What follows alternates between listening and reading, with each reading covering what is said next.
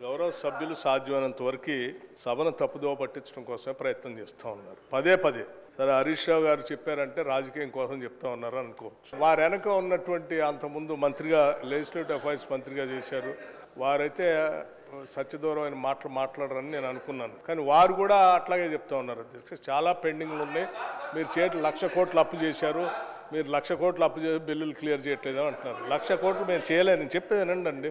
మీ మీద గౌరవంతోనే చెప్తా ఉన్నాను, మీరు అడిగారు కాబట్టి అన్ని చెప్తాను, లేకపోతే చెప్పేవాడిని కూడా.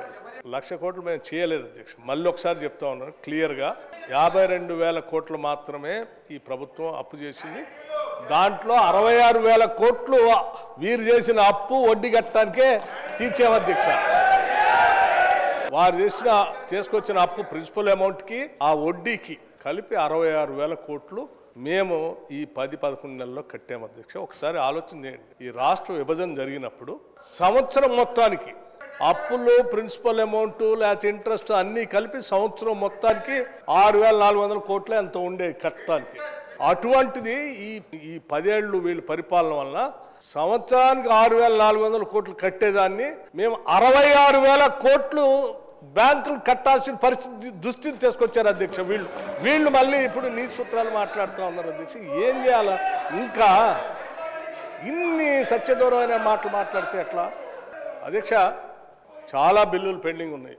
ఎస్, బిల్లులు ఎవరు పెండింగ్ పెట్టిపోయారు అధ్యక్ష? ఒకటా రెండా అధ్యక్ష?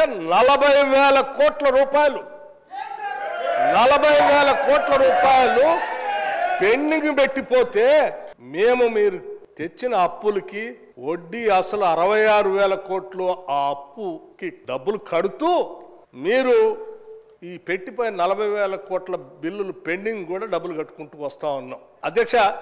ఈ 66,000 కోట్లు ఆడ బ్యాంక్ కడుతూనే వీళ్ళు పెండింగ్ పెట్టిన 40,000 కోట్ల బకాయిలు పెండింగ్ బిల్స్ ఉన్నాయి, వాటికి ఇప్పటికీ 14,000 కోట్ల రూపాయలు ఆ బిల్లులు కూడా తీర్చుకుంటూ వస్తున్నాం ఒకదాని తర్వాత ఒకటి. 40,000 కోట్ల నుంచి 28,000 కోట్లు తీసుకొచ్చాం. దాన్ని మీరు 10 ఏళ్ళు మురగబెట్టిపోతే 11 నెలల్లో మేమంత క్లియర్ చేసుకుంటూ వస్తూ ఉన్నాం అధ్యక్ష. ఈ ఎఫ్ఆర్బిఎం వాటి గురించి అధ్యక్ష, సివిల్ సప్లైస్ కూడా అధ్యక్ష చివరికి ప్రతి గింజ మేము డబ్బులు పెట్టుకుంటున్నాం అని చెప్పుకుంటూ వచ్చారు వీళ్ళు అధ్యక్ష. సివిల్ సప్లైస్ బకాయిలు కూడా 18,000 కోట్లు బకాయిలు పెట్టిపోయారు. పాపం మా మంత్రి గారు ఉత్తమ్ కుమార్ రెడ్డి గారు వచ్చిన దగ్గర నుంచి ఆ సివిల్ సప్లైస్లో బకాయిలు ఎట్లా తీర్చాలా, అక్కడ వీళ్ళు కనీసం బ్యాంక్ గ్యారంటీ కూడా లేకుండా తీసుకోకుండా కొన్ని వేల కోట్ల రూపాయల ప్రజలకు సంబంధించిన ప్యాడీని ఆడ ఆ మిల్లర్ల దగ్గర పెట్టిపోతే ఆడబడితే ఆడ పెట్టిపోయారు అధ్యక్ష. దాన్ని క్లియర్ చేయలేదు, అమ్మలేదు, లేకపోతే ఎఫ్సీఐకి లేదు, లేకపోతే ఆ డబ్బులు మళ్ళీ సివిల్ సప్లైస్ ద్వారా రియలైజ్ చేసి పాపం మా ఉత్తమ్ కుమార్ రెడ్డి గారు వచ్చిన దగ్గర నుంచి రోజువారీ దాని మీద కంటిన్యూస్గా రివ్యూ చేసుకుంటూ ఇప్పటికీ దాంట్లో రియలైజేషను ఆ బకాయిలు అక్కడి నుంచి ఇక్కడ నుంచి రావాల్సిన 11,000 తీసుకొచ్చారు. అక్కడ మీరు వదిలేసిపోయినటువంటి ఆ ప్యాడీని వారు ఆక్షన్ చేసి రాష్ట్రానికి ఆదాయం తీసుకొస్తా ఉన్నారు. ఆ సివిల్ సప్లైస్ కూడా గాలికి వదిలేసిపోతే మీరు వారిని దాన్ని ప్రక్షాళన చేసి స్ట్రీమ్లైన్ చేసి ఇవాళ ఈ రాష్ట్రంలో పండిన ప్రతి గింజని కొనటమే కాదు అధ్యక్ష, కొన్నదానికి 3 రోజుల్లోనే డబ్బులు ఇస్తూ ఉన్నారు వారు. ఎవరైనా ఇచ్చారా మీరు మీ జీవితంలో 10 ఏళ్లలో అధ్యక్ష? వాళ్ళు చెప్పిన లెక్కలు అదే కార్పొరేషన్స్ గురించి కూడా చెప్పారు వాళ్ళు. అందుకే అన్న అదే కార్పొరేషన్ ఎప్పుడైనా వాళ్ళ జీవితంలో 3 రోజుల్లో డబ్బులు ఇచ్చారు అధ్యక్ష. అరే పాపం వాళ్ళు కళ్ళాల్లో కొనుగోలు చేసి మిల్లు పోతే డబ్బులు రాక నెలల తరబడి తిరిగేటువంటి రోజులు మేము చూసాం. ఇవాళ కొనుగోలు చేయటం ఒకటే కాదు అధ్యక్ష, వాళ్ళ డబ్బులు ఇటమే కాదు, చివరికి సన్నాలకి క్వింటాకి 500 రూపాయలు ఇస్తా ఉన్నారు. ఆ 500 కూడా 3 రోజుల్లో ఇస్తా ఉన్నారు అధ్యక్ష. ఇంకోటి పాయింట్ ఆఫ్ ఆర్డర్ ఎందుకు? ఇంకో అనుమతితోనే డిప్యూటీ సీఎం మాట్లాడుతున్నాడు. నా అనుమతితోనే డిప్యూటీ సీఎం మాట్లాడుతున్నాడు అధ్యక్ష. పాయింట్ ఆఫ్ ఆర్డర్ ఎక్కడ? అధ్యక్ష పాయింట్ ఆఫ్ ఆర్డర్ ఎందుకు? నా అనుమతితోనే మాట్లాడుతున్నాడు. మాట్లాడనివ్వండి అధ్యక్ష, మాట్లాడనివ్వండి, మీకు అవకాశం ఇస్తా. ఎనర్జీ శాఖ ఉచితంగా ఇచ్చేటువంటి ఎనర్జీ శాఖ అధ్యక్ష మాట్లాడితే ఆనాడు కాంగ్రెస్ ప్రభుత్వ హయాంలో ఈ రాష్ట్రంలో రైతులందరికీ ఉచిత కరెంట్ ఇవ్వాలని చెప్పి ఆలోచనతో 2004లో మా ప్రభుత్వం కాంగ్రెస్ ప్రభుత్వం అధికారం రాగానే ఉచిత కరెంట్ ఇచ్చి పేటెంట్తో వాళ్ళంతా మేము ఎప్పటికప్పుడు డబ్బులు కట్టుకుంటూ ఆ ప్రభుత్వాలు వస్తే వీళ్ళు ఏం చేశారు అధ్యక్ష? వీళ్ళు ఏం చేశారు? ఉచిత కరెంటు మేము ఇస్తున్నామని వీళ్ళు ఏదో డాంబికాలు పోయి ఏమైనా డబ్బులు కట్టారా? డిస్కౌంట్ల కంటే డబ్బులు కట్టలేదు అధ్యక్ష. వాళ్ళకు 18,000 కోట్లు బకాయిలు పెట్టిపోయారు. ప్రతి నెల టెన్షన్గా ఇప్పుడు 11,000 కోట్ల రూపాయలు డిస్కమ్లకి ఎనర్జీ శాఖకు సంబంధించి రైతులకు ఇచ్చే సబ్సిడీ డబ్బులు మేము కట్టాం. అంతేకాదు ఉచితంగా మేము ఇచ్చాము. రైతులు పంట పండి ఉచితంగా యాడిచ్చారు? మీరు ఇచ్చారా? ఇవ్వటం అంటే మీరు డబ్బులు కడితే కదా ప్రభుత్వం నుంచి, ఇవ్వలేదు కదా ఉచితంగా. ఆ పెండింగ్ పెట్టి మా మీద పెట్టిపోయారు. వచ్చిన తర్వాత మళ్ళీ మేమే కట్టాం. అంటే మీ 10 ఏళ్ళు ఉచితంగా కరెంట్ అని చెప్పిన దాన్ని కూడా మేమే బిల్లులు కడతా ఉన్నాం. అంటే మేము ఇచ్చినట్టే అది కూడా. ఇవాళ కూడా మేము ప్రతి నెల వాళ్ళ డబ్బులు కడతా ఉన్నాం. ఎక్కడ పెండింగ్ ఉంచట్లేదు. అంతేకాదు అధ్యక్ష, రైతులతో పాటు ఉచితంగా 200 యూనిట్లు ఇస్తామని చెప్పి వాళ్ళకు కూడా ప్రతి నెల డబ్బులు కట్టుకుంటూ వెళ్ళిపోతా ఉన్నాం అధ్యక్ష. అదొకటే కాదు, ఇండస్ట్రీకి 3,000 కోట్లు బకాయిలు పెట్టిపోయారు. బకాయిలు అన్నారు కదా, నేను చెప్తా ఉన్నాను. మీరు ఇండస్ట్రీకి బకాయిలు పెట్టిపోయారు అధ్యక్ష. చివరికి విద్యార్థులు తినేటువంటి రెసిడెన్షియల్ స్కూల్స్ లో ఉన్న హాస్టల్ బిల్స్ కూడా అధ్యక్ష, భోజనాలు పెట్టేదానికి కూడా బకాయిలు పెట్టిపోయారు. డబ్బులు ఇవ్వలేదు.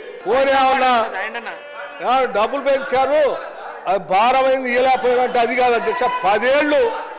10 ఏళ్ళు రాష్ట్రంలో అన్ని రకాల ధరలు పెరిగినప్పటికి కూడా కాంట్రాక్టులకి వాళ్ళకి మాత్రం ప్రతి సంవత్సరం లెక్కగట్టి ఆ ఎస్కలేషన్ రేట్లు ఇచ్చారు అధ్యక్ష. కానీ మధ్యాహ్నం పూట పేదవాళ్ళు తినడానికి వచ్చేదాని లెక్కలు మాత్రం ఈ 10 ఏళ్ళు ఎప్పుడు లెక్కలు కట్టలే. ఆ ధరలకు అనుగుణంగా ఛార్జీలు పెంచకుండా వదిలేసి పోతే మీరు ఇచ్చినటువంటి ధరలకి సరైన సరుకులు రాక, ఆ డబ్బులు సరిపోగా, ఆ కాంట్రాక్టర్ ఏదో పెట్టాలి కాబట్టి ఇచ్చిన డబ్బులకు సరిపోయే కూరగాయలు లేక వదిలేసిన కూరగాయల్లో, పనికిరాని కోడిగుడ్లలో లేకపోతే ఆ బియ్యం ఇవి తీసుకొచ్చి వండి పెడితే ఆ దెబ్బకి వాళ్ళ పాప అనారోగ్యానికి గురైన పేద విద్యార్థులు ఇబ్బంది పడుతుంటే మేము ఆలోచన చేసాం అధ్యక్ష. మేము ఆలోచన చేసి అసలు ఎందుకు ఈ సమస్యకు మూలం అంటే డబ్బులు సరిపోక కూరగాయలు అయ్యి ముక్కిపోయిన ఇస్తున్నారని రేటు 40% ఒకటేసారి 40% పెంచడమే కాదు, 200% హాస్పిటల్ ఛార్జెస్ కూడా పెంచడమే కాదు, మీరు వదిలిపెట్టిపోయిన బకాయిలన్నింటినీ కూడా అనాపైస్తో సహా లెక్కగట్టి ఆ బిల్స్ అన్ని క్లియర్ చేసి పెంచిన బిల్స్కి డబ్బులు ఇచ్చుకుంటూ పోతాను. ఇది అధ్యక్ష మాకున్న నిబద్ధత. పెండింగ్ బిల్లులట వాళ్ళట చెప్తా ఉన్నారు. ఎట్లా అధ్యక్ష? 40,000 కోట్ల రూపాయలు పెండింగ్ బిల్లులు పెట్టిపోయి మళ్ళీ తిరిగి వచ్చి తగుదనమ్మా అని ఆడ కూర్చొని మాట్లాడుతూ ఉన్నారు. సరే, అది హరీష్ రావు గారు మాట్లాడారంటే ఐ కెన్ అండర్స్టాండ్. ఎందుకంటే వారికి ఎప్పుడు నిజం చెప్పే అలవాట్లేదు. వారు ఎప్పుడు అవాస్తవాల్ని, సత్యదూరమైన మాటల్ని, ప్రజల్ని రాజకీయం కోసమే అన్ని మాట్లాడతారు కాబట్టి సరే వారు రాజకీయ లబ్ధి కోసం మాట్లాడుతున్నారులే అనుకున్నా. లెజిస్లేటివ్ అఫైర్స్ మినిస్టర్గా పనిచేశారు అధ్యక్ష ప్రశాంత్ రెడ్డి గారు. వారు ఎప్పుడు అట్లా మాట్లాడరు, వారు కూడా మాట్లాడుతున్నారు. వారు వెనక కూర్చొని మీరు కూడా ఎందుకు అధ్యక్ష అట్లా తయారవుతారు? అట్లా మాట్లాడబాకండి అధ్యక్ష. ఇది వాస్తవాలు మాట్లాడుకోవాలి, ప్రజలకు వాస్తవాలు తెలియాలి. వారు అడిగారు, రైట్, 7,11,000 మేము అప్పు చేయలేదు, మీరు అబద్ధం చెప్తున్నారు, దానిపైన మేము వాస్తవాలు చెప్పాలంటే ఎస్, ఆ రోజు మేము వైట్ పేపర్ పెట్టి చూపించాం. అయినా మీకు ఇంకా సరిపోలేదు, మళ్ళీ చూపించాలంటే మళ్ళీ చూపిస్తాం అధ్యక్ష. మాకేం అభ్యంతరం లేదు. రూపాయితో సహా లెక్కగట్టి దాన్ని సభకి ప్రజలకు మాకు కూడా చెప్పాలని అనుకుంటున్నాను. మీరు అడిగారు, చాలా సంతోషం అధ్యక్ష. మళ్ళీ ఏదైనా వేరే ఫామ్లో రమ్మని చెప్పండి, 100% తీసుకొని వస్తాం అధ్యక్ష. నమస్కారం, థ్యాంక్ యూ. వ్యవసాయానికి ఉచిత విద్యుత్తుకు బీఆర్ఎస్ హయాంలో డబ్బులు ఇవ్వలేదన్నారు. నేను ఐఎమ్ ఛాలెంజింగ్. 65,000 కోట్ల రూపాయలు ఉచిత విద్యుత్తుకు బీఆర్ఎస్ హయాంలో మేము విద్యుత్ శాఖకు చెల్లించాము. నంబర్ 1. నంబర్ 2, వారు మాట్లాడుతూ మిత్తిలకింత కడుతున్నామని చెప్పిండ్రు. ఆర్బీఐ నివేదిక ప్రకారంగా 2,900 కోట్లు మాత్రమే మిత్తి. కాగ్ రిపోర్టు ప్రకారంగా 2,100 కోట్ల రూపాయలు మిత్తి కడుతున్నారని కాగు ఆర్బీఐ చెప్పింది ఒకటైతే, బట్టి గారు సభలో చెప్తున్నట్టు తప్పు విషయాన్ని వారి సభను తప్పుదో పట్టిస్తున్నారు. అధ్యక్ష, 1,27,000 కోట్ల అప్పు తెస్తే ఏమన్నా ఒక్క ప్రాజెక్టు కట్టిందా అధ్యక్ష?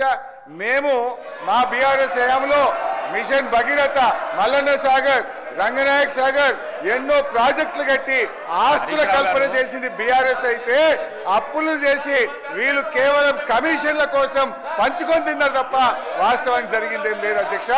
నేను మీ ద్వారా కోరుతా ఉన్నా, దయచేసి ఈ అంశం మీద చర్చ పెట్టండి. ప్రజలకు వాస్తవాలు తెలియాల్సిన అవసరం ఉంది. మీరు ప్రివిలేజ్ మోషన్ కన్సిడర్ చేసి చర్చ పెట్టాలని కోరుతూ సభను తప్పుదో పట్టిస్తూ భట్టి గారు చేసిన వ్యాఖ్యల్ని తీవ్రంగా ఖండిస్తున్నారు. 588 చెన్నూరులో ఆర్టీసీ బస్ డిపో రవాణా శాఖ మంత్రి గారు, గౌరవ రవాణా శాఖ మంత్రి గారు హరీష్ రావు గారు ఏమన్నారంటే వ్యవసాయానికి 60,000 కోట్లు ఏదో ఖర్చు పెట్టారని చెప్తున్నారు. అధ్యక్ష ఎన్ని సంవత్సరాలు అధ్యక్ష వీళ్ళు పాలన చేసింది? 10 ఏళ్ళు కదా. నెలకు ఎంత అధ్యక్ష? ఎంత కట్టాలి అధ్యక్ష? మీరు కట్టారా? నెలకు ఎంత కట్టాలి చెప్పారా? నేను అదే అడుగుతున్నా. నిన్ను 10 ఏళ్ళు ఎంత కట్టాలి మీరు? ఎట్లా అధ్యక్ష సంవత్సరానికి 11-12 కట్టాలి. 10 ఏళ్ళు చేశారంటే 1,00,000 కోట్లు పైబడి కట్టాలి వీళ్ళు బిల్లులు. 60 కట్టనే ఆయనే చెప్తా ఉన్నాడు. అంటే 40,000 కోట్లు అట్లా పెండింగ్ పెట్టి పోయారు మీరు భారం అని చెప్తా ఉన్నారు కదా అధ్యక్ష. ఎట్లా అధ్యక్ష అయినా ఇంకా అబద్ధాలు చెప్పడానికి ప్రయత్నం చేస్తే ఎట్లా అధ్యక్ష? అదొక్కటి మీ ద్వారా వారు చెప్దామని నేను కూర్చున్నాను.